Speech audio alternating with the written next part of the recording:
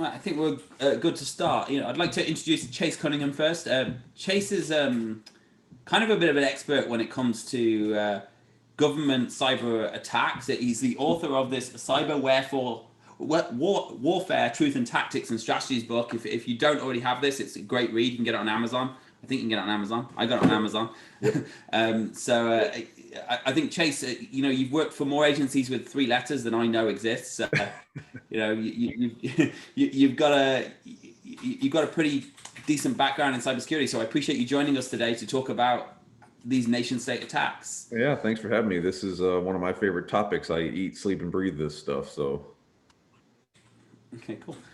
Okay, so I think we're coming into the end of 2020, and despite everything that's happened, COVID front, that we're still having to fight this other war, which is this war on cyber. And going back, 10 years ago, we didn't have to worry about nation states attacking businesses in the US or Europe. We really just had to worry. Some guy who was an enthusiast who wanted to write some malware for fun. What's your take on the state of security and how it's not just a small business, how it's not just a big enterprise problem anymore, but also it's a problem across the board?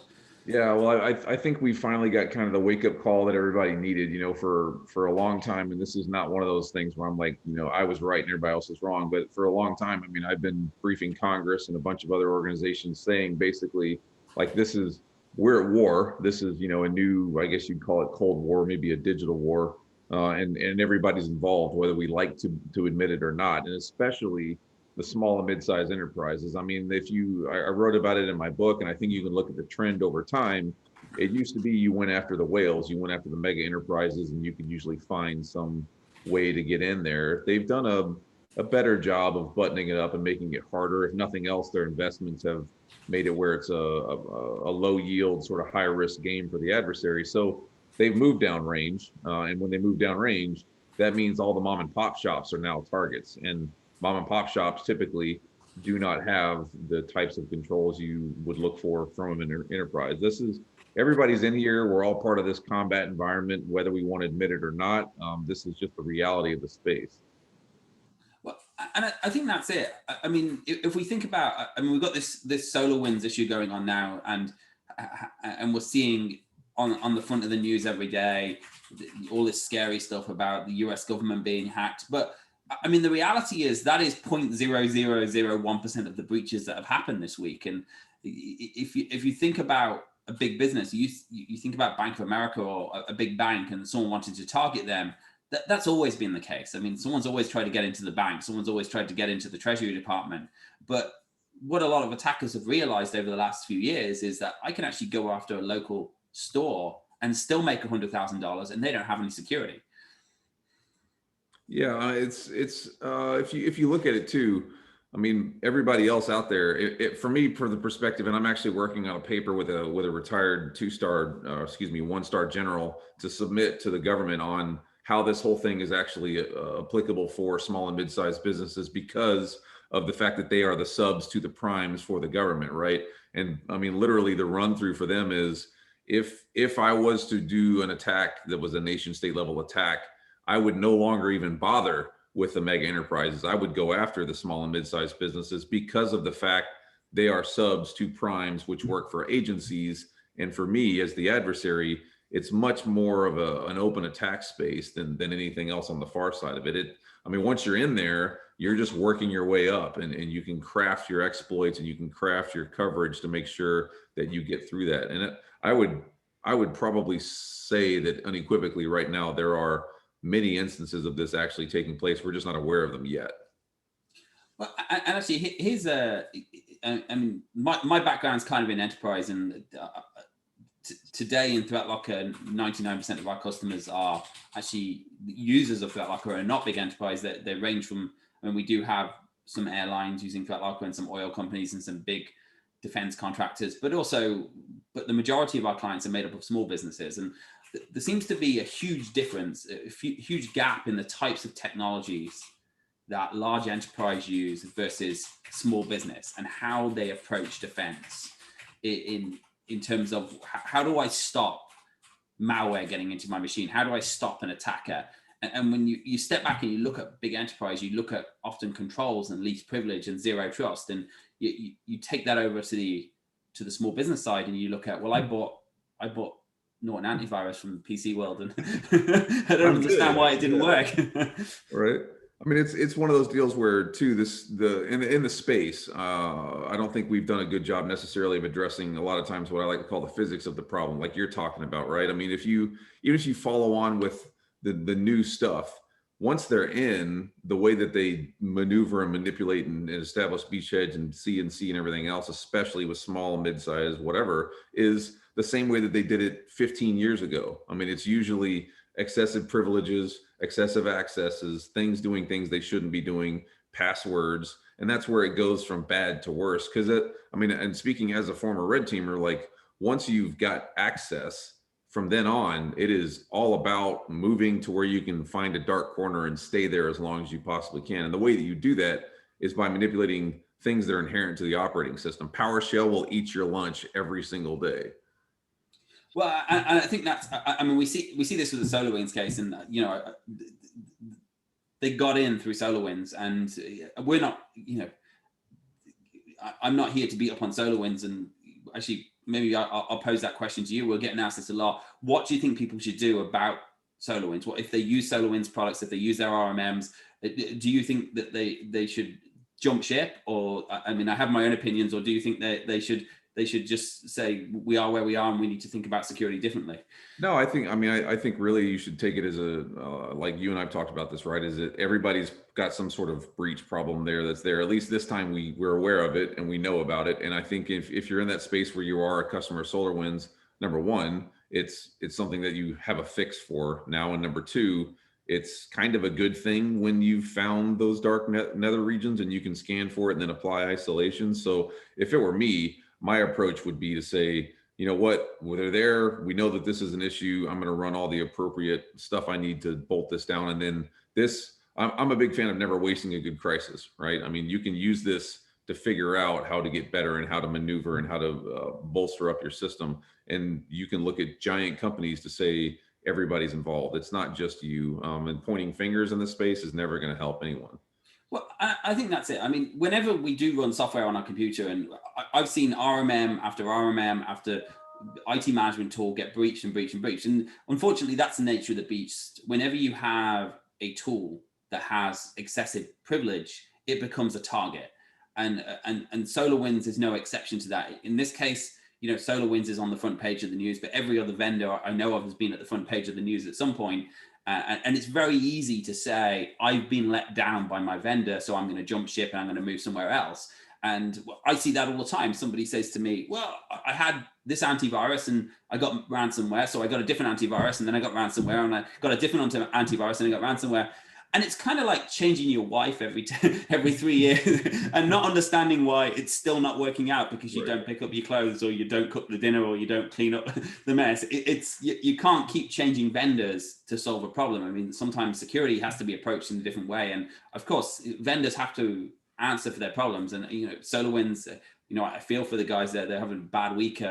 Oh, they're sucking. I'm sure they're sleeping in cots and doing that type of thing. I that's a really good point too. Of all the investment, right? We've split billions of dollars, hundreds of billions of dollars to solve these problems, and most of the time we haven't solved them. And it's not that we don't know how to fix it. I mean, you guys do a good job of solving it. It's that you remove what you shouldn't need to do in different, applications and whatnot, and you control things that shouldn't be allowed to occur. And if you can do that, you eliminate a lot of the threat space. And from the bad guy perspective, they're lazy, right? There's a return on time and return on investment for them, where if I go after a system and nothing that I need to get further into the network or to cause additional compromise is available to me, I back out and go find another one rather than stay there. So if you're able to, address the physics of the problem, you eliminate that avenue. So.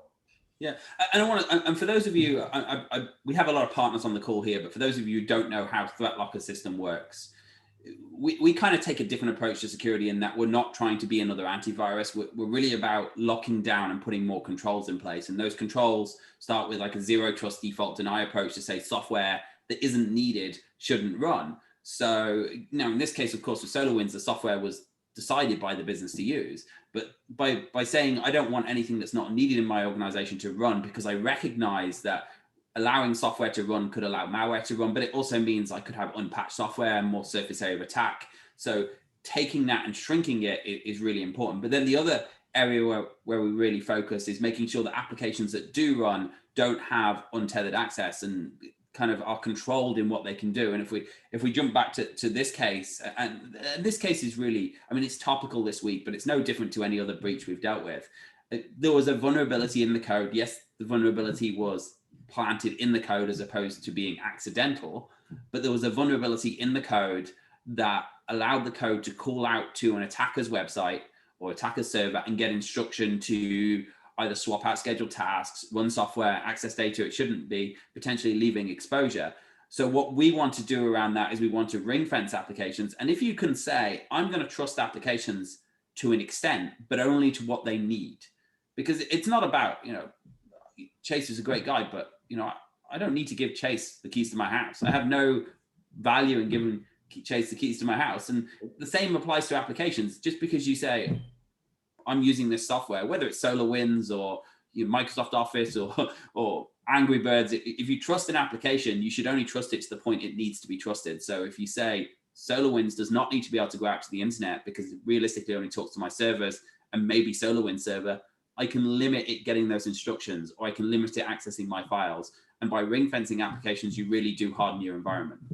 Yeah, and what you see here too, like if you look at Maersk and Norsk Hydro, to pick on another supply chain sort of vendor, third party. I mean, for them, they had everything deployed. They had segmentation. They had all the stuff you typically would consider. They were compliant, but for them, they got their update came via the supply chain because they had some organization in a former Soviet country that was doing their accounting stuff for them and pushed a software patch.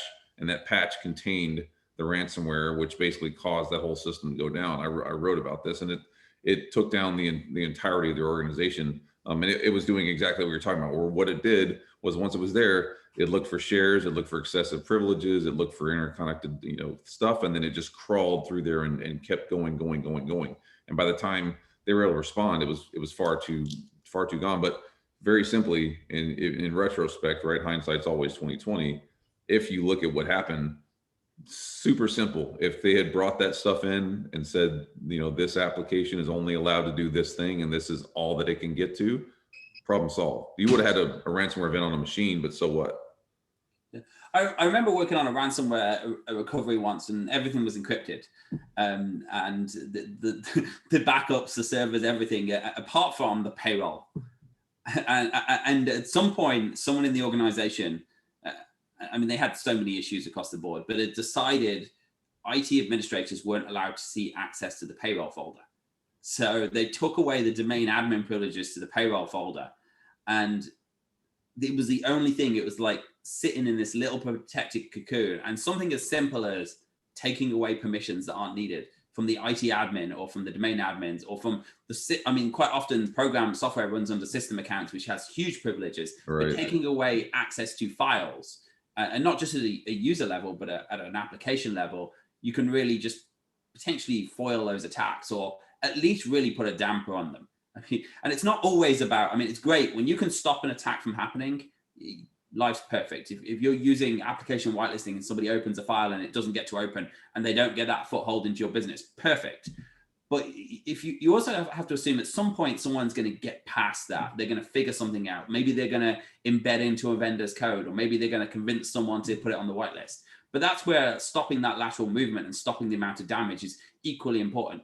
If someone tries to break into your office and they smash the glass and then there's bars on the inside, the window's still broken. It's still painful for you. You still have to put a new sheet of glass in, but they couldn't get past the glass. And maybe there's no bars, but they get inside and there's a lock on the internal door. Yeah. The damage is limited. If you can apply that kind of thinking to your network, to your infrastructure, at an application level, at a network level, of what things can talk to and what data they can access, you really give these guys a bad day, because if someone breaks into your house and they get in the porch and then they get in the hallway and then all the doors are locked. They eventually just say, oh, this, Yeah, the alarm's going off. It's not worth their time because there's 1,000 other companies that they can do that, run right roughshod over them. And being able to, approach it from that perspective too of, it really bothers me when I talk to organizations that are small, mid-sized, and they say, oh, well, we're not a target. And my response to them is the very fact that you're saying that you're not means that you are. Like, you're the perfect target because that's what they're hoping for. That's what they're looking for, is the folks to say, I only supply,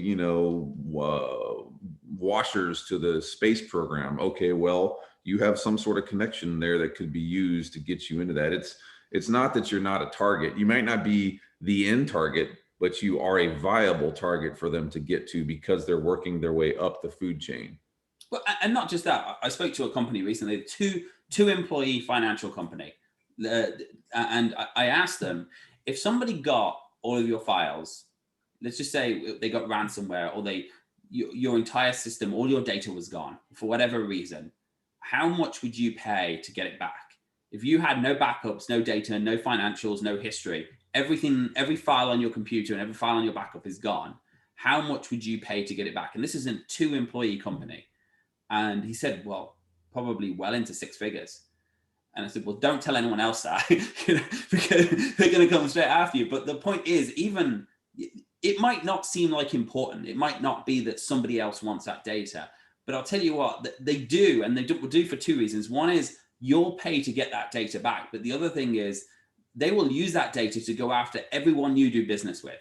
And they'll spoof email addresses, they'll send spear phishing campaigns. All of that data is incredibly valuable to them in terms of, I can do future and more breaches, or even I'm just going to sell it on the dark web for $500 and someone will buy it because someone else wants to do a ransomware attack on one of the 400 people you've got in your QuickBooks database. And by knowing who you do business with and knowing who I can send email from, I've got a better chance of getting in there. So everyone is a target, even the smallest bicycle shops or defense contractors or somebody who molds clay plates. I mean, all of that data, accounting data, photos, marketing data is valuable. And whether it's $10,000 or $500 or $10 million, it's still money that they can get for very, very little work. For a day's work, someone can get $10,000 for a small business. It's not a bad return. I'm not making 10 grand a day. No, I'm not making 10 grand a day. I must be in the wrong career field. I mean, it's one of those deals too, where a lot of people kind of think, okay, well, I'm operating in a battlefield environment, and they think with some of the basic controls they've got currently, they're running around with a flak jacket and, binoculars on or whatever. And that's good. That's useful. But imagine you're in a space where everybody's firing all the time, and eventually they figure out, okay, vital organs are pretty protected. They start going for headshots. Your flak jacket is not going to stop one of those. So you need to figure out, the next thing to put on there so that you continue to up armor. And then again, it continues to be, if I approach it from the reality and solve for the physics of the problem, then I'm getting better all the time. And let's just say, for the record, no one's ever going to be perfect, right? I mean, Danny, you said that the possibility of compromise continues, but it's about localizing and keeping it minimal. I'm if somebody hired me to be a CISO, the first thing I would say during my interview is like, understand, I can't stop us from being hacked. It's probably gonna happen, but what I can do is at least localize the spread of the damage. Yeah. And reduce the probability. And that's, if you can reduce the probability, like, it's kind of like antivirus. I mean, everyone knows my opinion on antivirus. It sucks. It's terrible. I agree. Yeah. But we still run it because 90% detection is better than no detection. And then if we combine that with application whitelisting, then we start getting real small probabilities. It's still there, but hitting the center of a dartboard is much, much harder than hitting a dartboard. And if you can reduce the surface area across all areas, it's great. Now, one of the things I've seen over and over again is this concept of adding more and more of the same thing. So we saw a client with an antivirus, an EDR, an MDR, and 2 antiviruses actually. And it's like, how is this helping you? And when you've got these gaping holes elsewhere, And in my mind, it's kind of like putting 3 house alarms on your house. It's going to make a lot of noise when someone breaks in, but if the front door's not locked, someone can still walk right in the front door, take the TV off the wall and walk out. What's your kind of thought on balancing security? And yeah, I mean, even if you follow along with a lot of the evaluative reports that I've written over the last few years, I mean, this year we actually had a criteria that said if you have an analytic, you must power an outcome. And what we mean by that is it's no longer good for you to basically say, here's something like you're talking about, here's something bad that happened, here's an alert, and then the user on the fixed side sits there and goes, okay, great, I have a identified problem, what the hell do I do about it? Like, that's not what we want. We want it where if you're going to alert me to an issue, there's a way that I can remediate the problem either right there or as part of that entire solution. And proactively is better than reactively. I mean, a lot of times what we see is if you run a really good, very sort of use-focused scan, you can get back information that says, this is what you think you've got that's being used, this is what is actually being used, and this is how you should apply a policy to, you know, separate that delta. And if you're doing that, you're eliminating those weak points from being part of the compromise chain. Switching on to countries, I mean, we're seeing a lot of nation state attacks, and we're seeing them across the board, not just targeting. I mean, obviously we're seeing the US Treasury compromised, hopefully not so bad. I guess we're never going to find out, or at least until the Freedom of Information Act has its 30-year time tick. Yeah, you'll find out in 2030 or 2050. Yeah, so if you remember, you know, in 30 years time or whatever, 50 years time, whatever that ticking thing is, and when that gets to, I wonder what damage was actually caused by this breach. But where do you think the biggest risks are? I mean, do you think it's certain countries? Do you think it's a lot of countries, or where are we being attacked by the most? And is it always nation states, or is there a lot of organized crime in those nations and in Western nations as well? The majority of it is probably organized crime to start with. The organized crime market is huge. The drug cartels in Mexico and South America have even woken up to this, that they can make more money with cybercrime than they can with, you know, slinging drugs over the border. So they're showing up in different organizations, doing different things. And then the nation states, I mean, the one thing that I remind people about all the time too is everyone sort of freaks out that, you know, Russia and China and whoever are doing what they're doing. We're a nation state too. And I mean, I can tell you from sitting in the chair in some of those dark windowless rooms that we do a hell of a job as a nation state as well. So don't, you know, when you see all these things about China and Russia and whoever else, know for a fact that there are American operators sitting in a chair in a darkened room, doing things that are counter, you know, the war continues. We're not just sitting there with our hands tied and aren't doing anything. We're engaged. The growth of nation state actions, though, has transitioned from where it used to be just going after big targets to now where it's going after targets of opportunity. And that's where the real problem lies. And then on the follow-on side, you do have an issue where a lot of the cyber criminal organizations do have connections into different nation state or leadership, and they will sell access. You know, if I'm a cybercrime group in the Philippines and I find a really nice juicy target that has some connections in the US, and I know that there's some folks in, you know, Russia that want access to it, they'll reach out and sell it to them. So this is, I mean, it's an underground marketplace and everybody's involved. I think you mentioned the cartel, and this is one of the things that I think my first ransomware case I dealt with was an insurance company in Australia, and they paid the ransom and they didn't get their data back.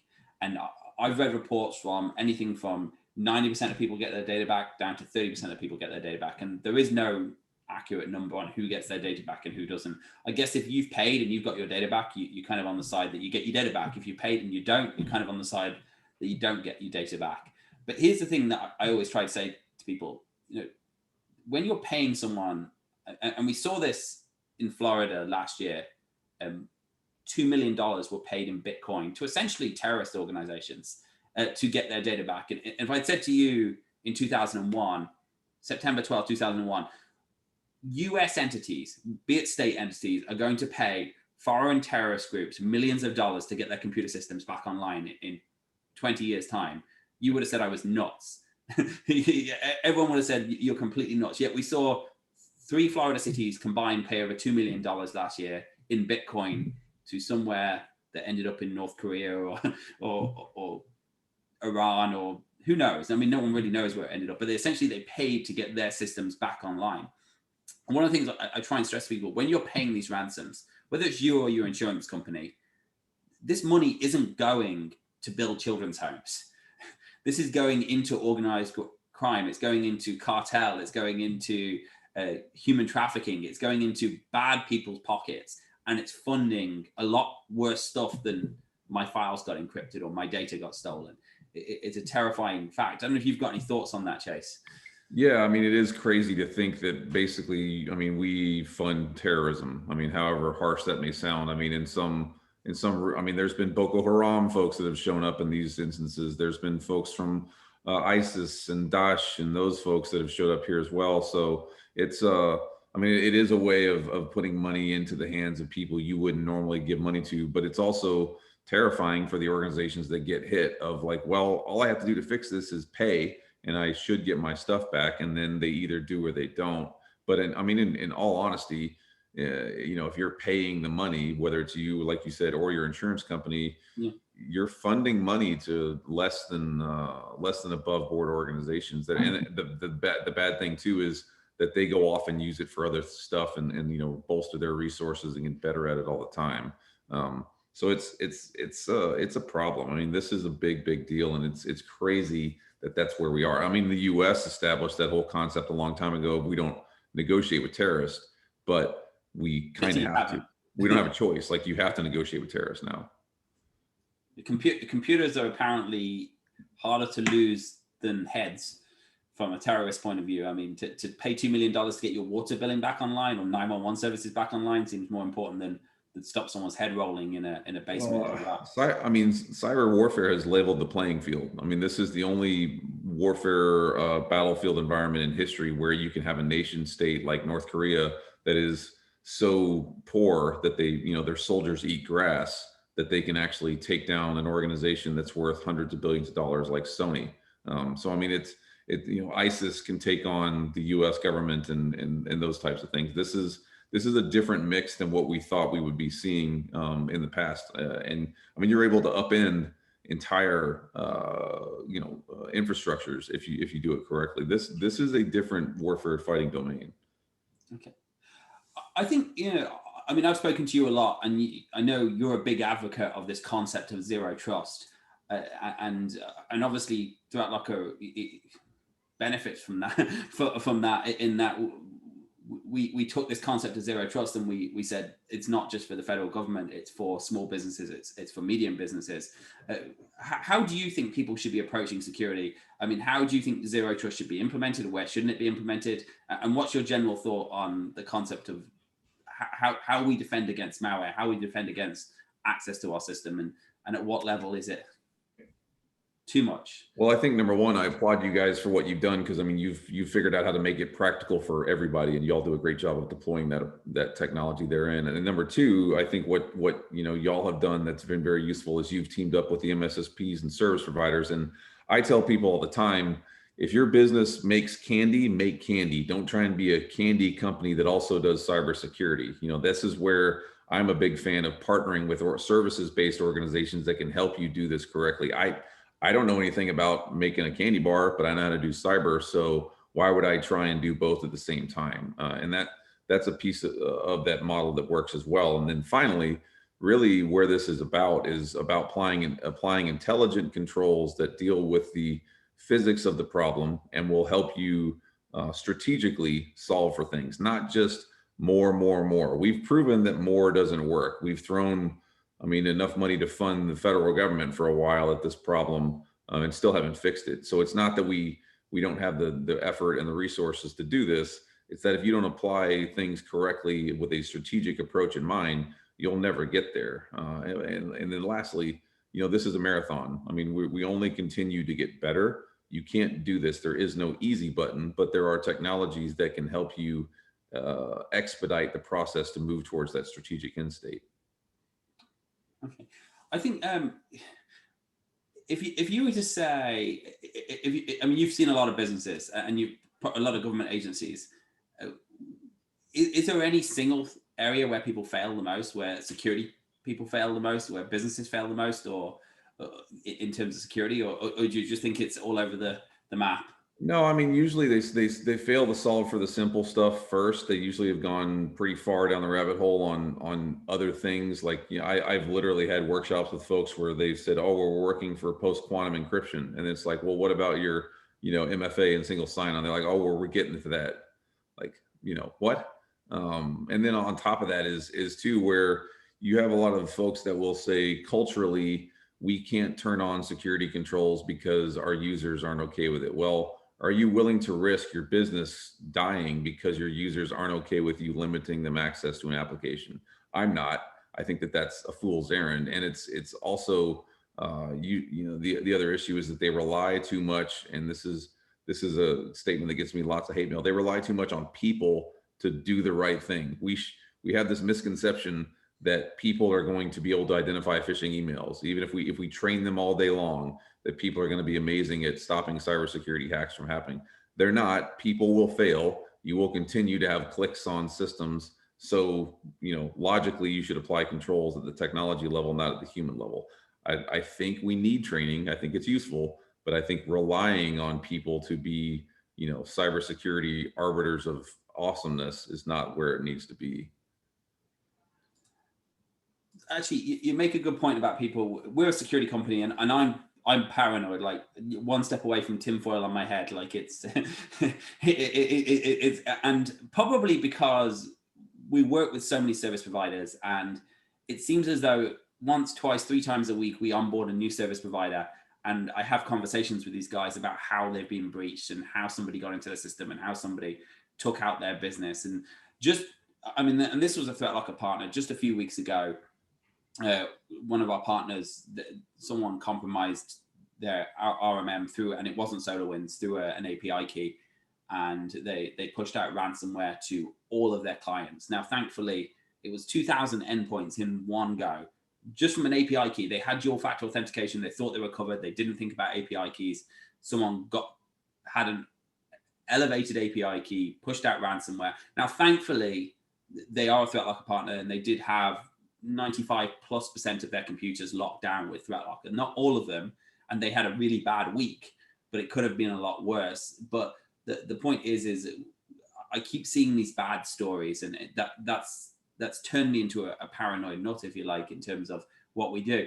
We train all of our staff on security. Our staff get training and testing all the time. It amazes me how some of the technical guys we hire, who are good security guys, we're not talking about accountants and marketing people. We're talking about security people who will make the stupidest mistakes on these, and they'll click on a link without even thinking about it. When someone gets busy and someone gets under a pressure and they're expecting an email from somebody, and then they happen to get an email that says, "Oh, set up your Teams account or reset your Slack password," and suddenly they're clicking on it and they're entering their credentials. It terrifies me how many of our own staff who go through regular security training make mistakes. And the bigger a company gets, you know, when you've got 2 employees, you've got a relatively small surface area of attack. So your employees are either stupid or they're not. And there's a good chance that when you've got 2 employees, you're okay. When you start getting 50, 100, 200, you start getting into a situation where somebody is going to make a mistake. You only need one person in that company, and then you can hop from them to another person and another person. It kind of terrifies me how much reliance there are on people and trusting of people not to make mistakes. Yeah. Across the board. Yeah, and I think that that's a bad idea. I mean, just for the record, I think that it's valuable to train people and educate them on the space, right? But it's not good for us to basically think that that's going to be a fix. I know unequivocally, technically, I can eliminate the majority of the threat. Like I can apply controls and policies and all these other things that will keep systems from doing stuff that they shouldn't be. I know unequivocally I can't stop people from doing things that they shouldn't, even if I've trained them 100,000 times. I mean, it's the last red team event that I did for a major motion picture movie studio. They had phishing training the week before we showed up. The week before we got there, the very first thing we did was send out a phishing email, and we got, you know, a third of the organization to click on it. I mean, it was like, you know, here we are. Yeah, and that's it. I mean, I remember doing some training for our kids' school, and the day before this training, we sent an email from a spoof support account with a reply to of a random Gmail from a Chinese server, just to for shits and giggles, asking all of the teachers to send their passwords for for urgent system updates, and we got 23 passwords out of less than 160 teachers in 7 minutes after sending that email. And they just literally replied, and one of them said, "Oh, cool. I see you use a Gmail account." I didn't even think, "Oh, why am I sending this to it came from support app, and I'm replying. I mean, I'm replying to an email with a Gmail. Like, Well, and and that's a point too of like we as security professionals have done a disservice to our end users by making them be security engineers to do their job. That's incorrect. We should just basically make it where you you do your job and you're more secure by nature and you don't even know that that's operating. I mean, I don't have to be a General Motors certified mechanic to drive my truck. I just get in my truck, push the button and go. It's literally got to be that simple. And that's where I think we're getting to. The technology in the space is making that more realistic. You guys are a great example of being able to say, we do our stuff, we apply controls, the policy does what it does. And every once in a while, you might have a little blip that you have to deal with, a check engine light, if you will. But other than that, you just get in your truck and drive. Yeah, I think that's important. I've got a question here. How would we protect the clients asking against a security vendor being compromised? What if we use ThreatLocker or an MFA provider like Passly and Vycotic and they get compromised? And it is a big challenge. And here's the thing: you've got to set as many controls in place as you can. And sometimes it's hard because security software is the most privileged level of security you have on your system. So here's the thing: when you run security software, first of all, you should always make sure your vendors have good security practices.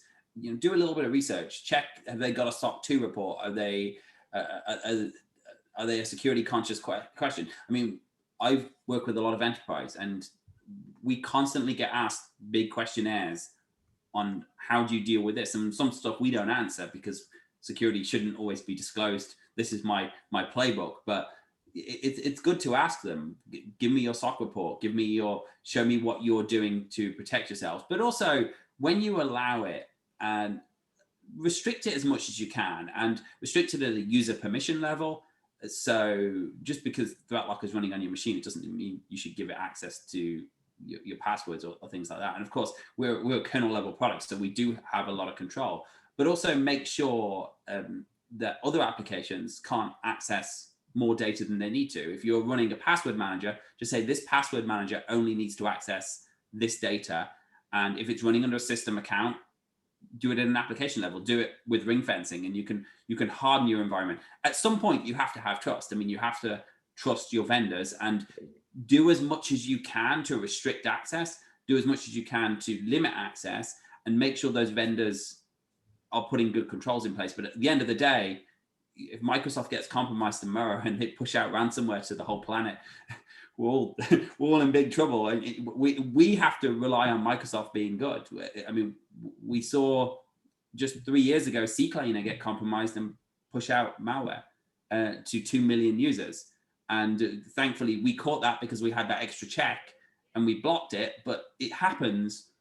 Just pick good vendors, constantly monitoring them, and limit what they have to the most amount you can.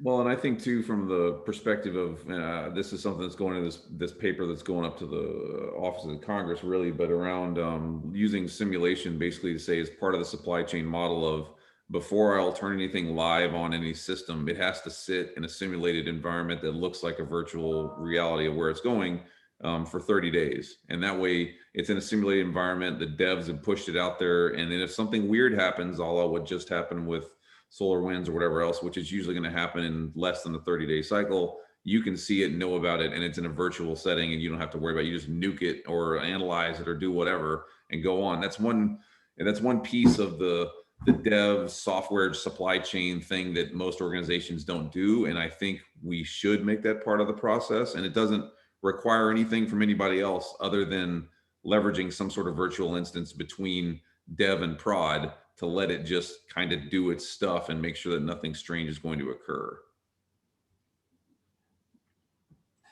I'm just checking if we've got any other questions, and feel free to drop questions in the Q&A or in the chat if anybody has any questions they'd like to ask. Password managers are actually an interesting one, and that, not password managers themselves, but Chrome extensions. There was 12 plus Chrome extensions that had malware this week in the Chrome web store. And one of the things people often think about to me, and I mean, technical security focused IT people have said this to me, well, Chrome extensions aren't bad. Well, think about that. If you use a password manager, and password managers are generally considered good things, we as a company use them. We do not use them for critical components. So we don't use them for our portal logins. We don't use them for our Active Directory domain admins or our email logins. They are prohibited. Those passwords have to be remembered in your brain, because there's certain things you have to assume. If my password manager gets compromised, there has to be protected assets. And then they've also got dual factor on them. But they're generally considered a good thing, because it allows you to have multiple passwords for different accounts and manage them. But when you open your browser and you log into the Bank of America or Chase or whatever your banking is, and it asks you, do you want to save this password? If you ever notice, it's not Google Chrome asking, do you want to save the password? It's the password manager asking, and they're able to see that password off the bat. Well, so can Honey see your password if you have that Chrome extension installed. Now, that's not to say they are looking at your password, and so can any kind of coloring or COVID tracker or any kind of Chrome extensions you add. So when you're installing things like Chrome extensions, you have to ask yourself, is this needed in my business? Is this going to give me a business benefit that outweighs the risk of this vendor being compromised and potentially taking my data when they shouldn't do? And of course, you have to make that decision for your own business. Maybe Salesforce is something you want to use in your business, but if it's not, don't expose yourself to unnecessary risk without reward. Yep. Somebody's got a question there. Is there any additional information disclosed on initial entry point into SolarWinds? So I'll quickly jump on that. There hasn't been any published information on the specific initial vector for entry. However, based on just some stuff that's come across through conversations with people that are deeply entrenched in this whole thing, it definitely reeks of someone paying for a way to get stuff embedded into the software, whether you want to look at maybe, potentially nation state or criminal organization or something like that. It doesn't reek of the typical send a phishing email, find a developer, do what you got to do and push through. That they had a pretty solid control plan for their software. So it definitely looks like this may be indicative of some sort of, we paid, we got stuff pushed into the system and go forward from there. But I see your point there about the SolarWinds 123 Git server. Yeah, that's a bit of an issue as well. And then on top of that too, just yesterday, I think someone published that there's a new variant within the compromise itself, which also looks like it may be an indicator of a follow-on false flag operation. So, everyone rushed to say that this was this particular group with this particular thing. I was more hesitant to say we need to wait and see what more analysis looks like on this, because it's very easy to do false flag operations in cyber. So attribution is still not certain, to be perfectly frank. So there's a couple of things. I mean, there really is only two ways this happened, I believe. There may be something I don't know about, but from the two ways I can see, somebody inside was compromised, or access to their Git server was compromised and somebody put it in the code. There's really one or two things. And I'll tell you how we deal with this type of thing. And as if you're a developer, you probably should be doing the same. First of all, we do use dual factor authentication on all of our Git accounts. And we do enforce strong password policies on them. So if you do have source code control, you should do that. But the other thing we do, which is absolutely critically important, we have controls in place to stop people merging code into the branch until it's read by at least two other people. So you can say that somebody else has to approve this. It goes through testing and then it goes through reading.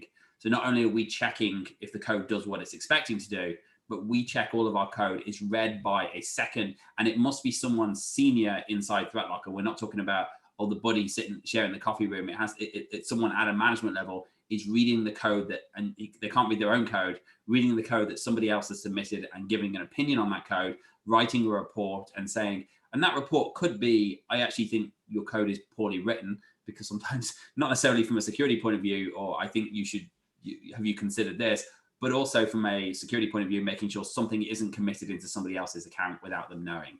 Like, why is this going out to this server? That's what we do. I imagine SolarWinds have similar controls in place as well. But SolarWinds is a large company and there's a lot of moving parts, and they've also evolved through acquisition, which is, although Orion is the original SolarWinds, I believe, but companies like that often have a big surface area. And I'm sure that they're making that surface area very damn small right now to make sure no one's doing the things they shouldn't be. Somebody else asked about, we check our RMM vendor has not been compromised. We use the cloud instance hosted by our vendor. I mean, you guys have a way of doing that, right, Danny? Yeah. So if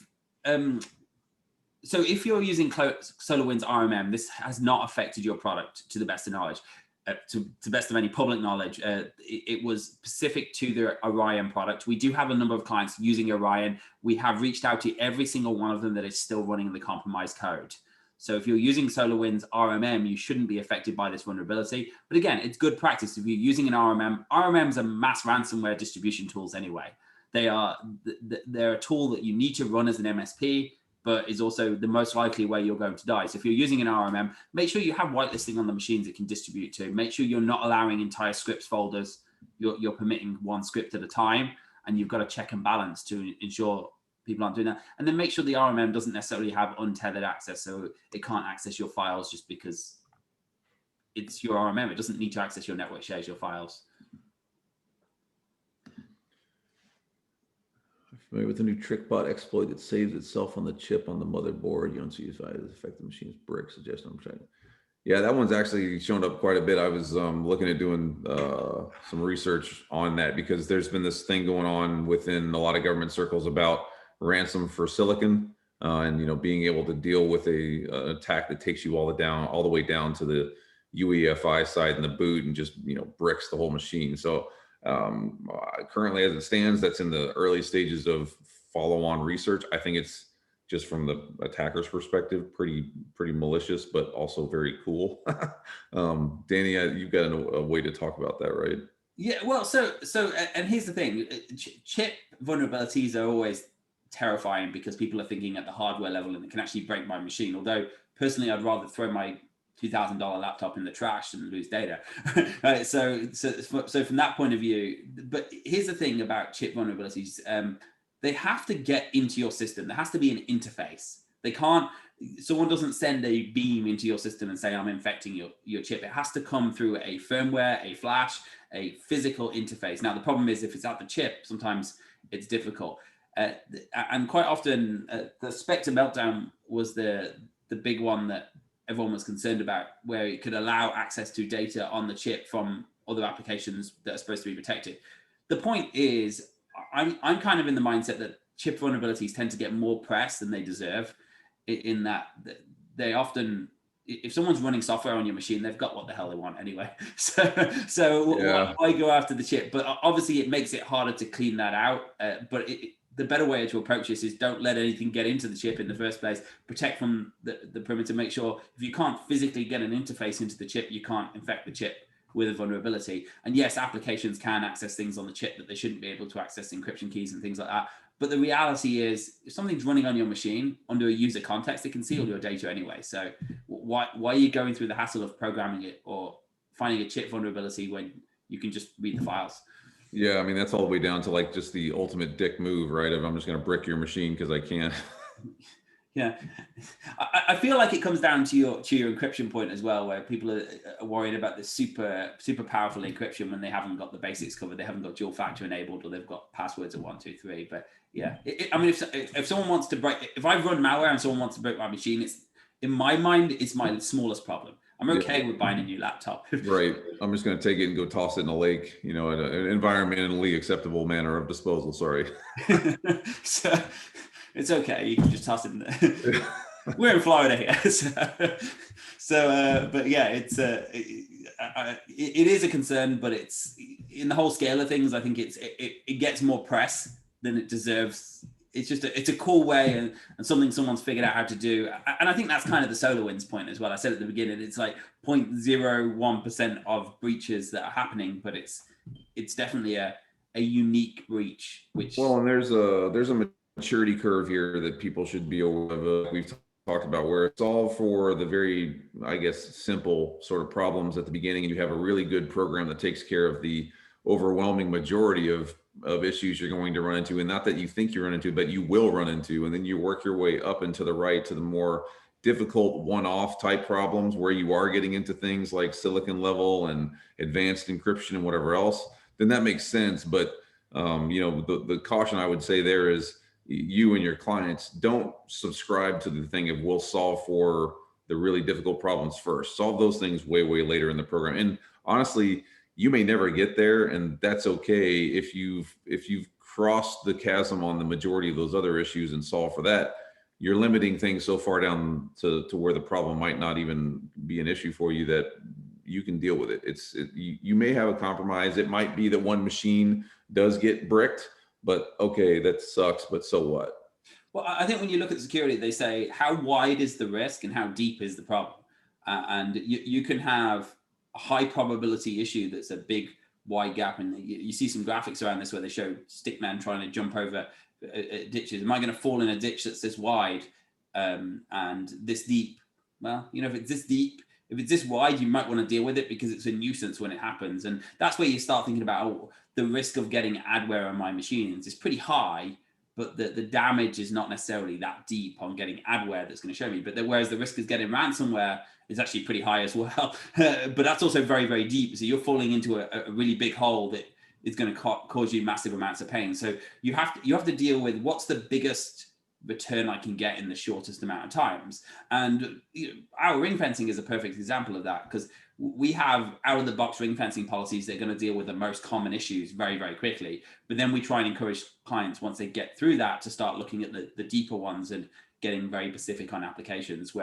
So whenever we onboard a client with ThreatLocker, we say, let's get the whitelisting dealt with first. That's real big reward, real low risk. It's going to stop this million pieces of malware released every day. You're not going to have to worry about that. It's very easy to implement. Then we're going to hit the high risk ring fencing, and then we can start getting into, let's actually really focus on, does Microsoft Office really need access to your QuickBooks files? No. So why don't we just take that away? It's not likely, but it's still a checkbox we can get rid of. Yeah, and it's I mean, I demoed your system, and y'all's system was extremely well suited to walk people through that process, right? And it made it where you're able to actually have a line on kind of where I am, where I should be, and where I'm going, and then apply controls within the policy engine to that set. And that, the last thing I think is worth noting in this space too is if you use the right controls aimed at the right problems with the right capability, I don't think that we have a lack of human capital in cyberspace across the board. You hear people say we're down by 3 million jobs and blah, blah, blah. A lot of what we call a cybersecurity problem is more of a configuration management, response and remediation type of action. And there are plenty of great ways to solve that problem with technology. If we apply the controls correctly along the lines of strategically solving the issue, we have the humans to do that. And I mean, I think y'all are a great example of showing if you use these things in the right way, you don't need 75 people to sit around in a SOC and go problem click, problem click, problem click. Yeah, we actually had a client on a webinar recently talking about that, where they said that the cost of remediation is reduced if you put the controls in place, and the cost of alerts is reduced. If people can't run software, then they can't run software. Therefore, you don't get alerts that this software has accessed something it shouldn't do and have to remediate that alert because the problem is stopped at the door. So somebody's asked a question about whether your book has a checklist. I wouldn't call it a checklist, but maybe you want to explain that more. It's more of a list of things that you can and probably should be considering in your environment. Yeah, I would say that there's no checklist, but basically what there is number one, there's a really good run through on what the sort of reality of it is that you should be looking at first. And then there's also a sort of breakdown of strategically, right, applying the controls that make the most sense based on the maturity of the organization. And I actually tried really hard not to come up with a checklist because I think we've got plenty of those, but this was really more about if I take this approach that this is the most intelligent way to solve the problem, what would I do where to address the issue? Okay, let's check. Just quickly check the questions. So somebody's asked the question, so can ThreatLocker protect our systems from third-party software like Zoom or Chrome extensions that asks us for permission for it? What they asks us for permissions that they don't need to operate. Yeah, so Zoom is a perfect example. Earlier this year, I mean, Zoom had a rough time. We're still using Zoom. We're on it now.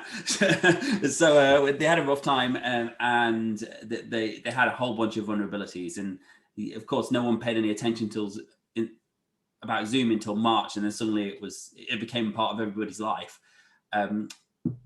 Our ring fencing really helped stop those. So one of the examples was you could actually open PowerShell directly from Zoom and from a chat link that could allow a fileless attack or a file-based attack.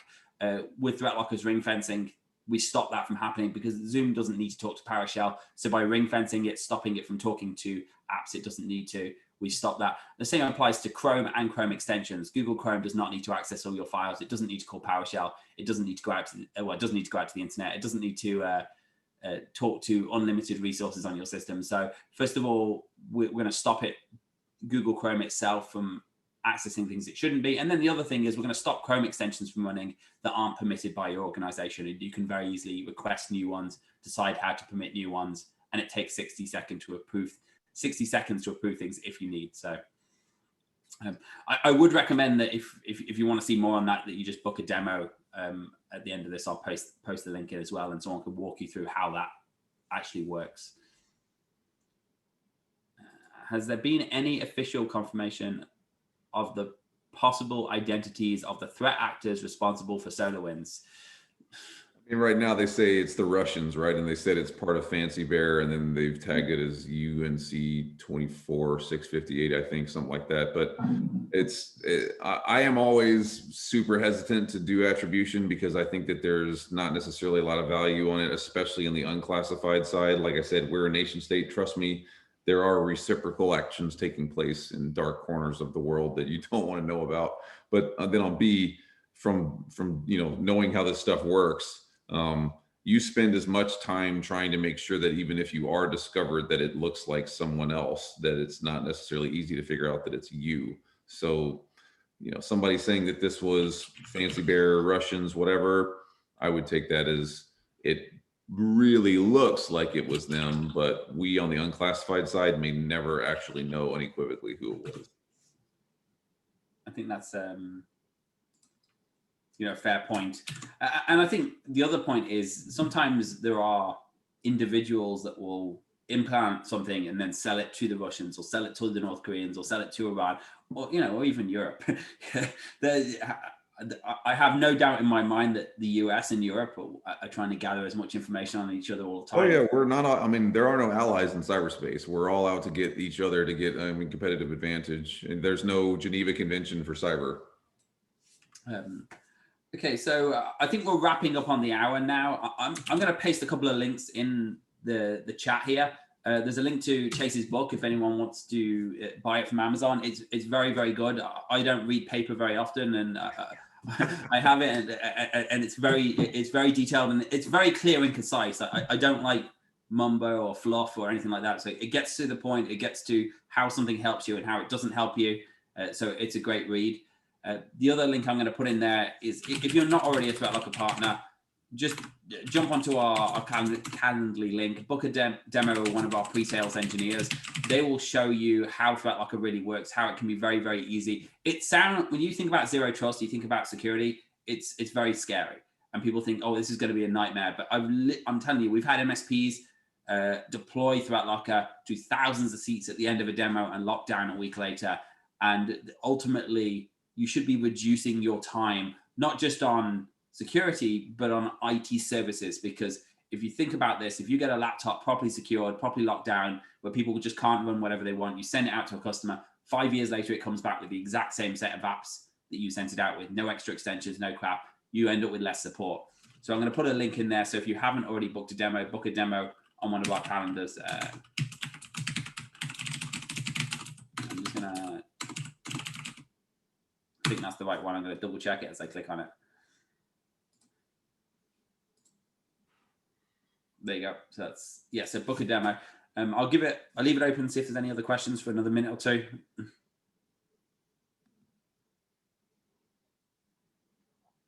think we're good.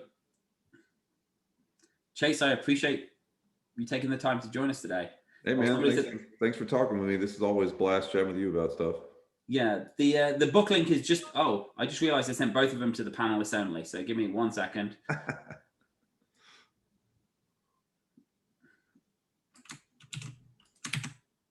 I'm going to send both links to all panelists and all attendees. And I put them in together by mistake now. So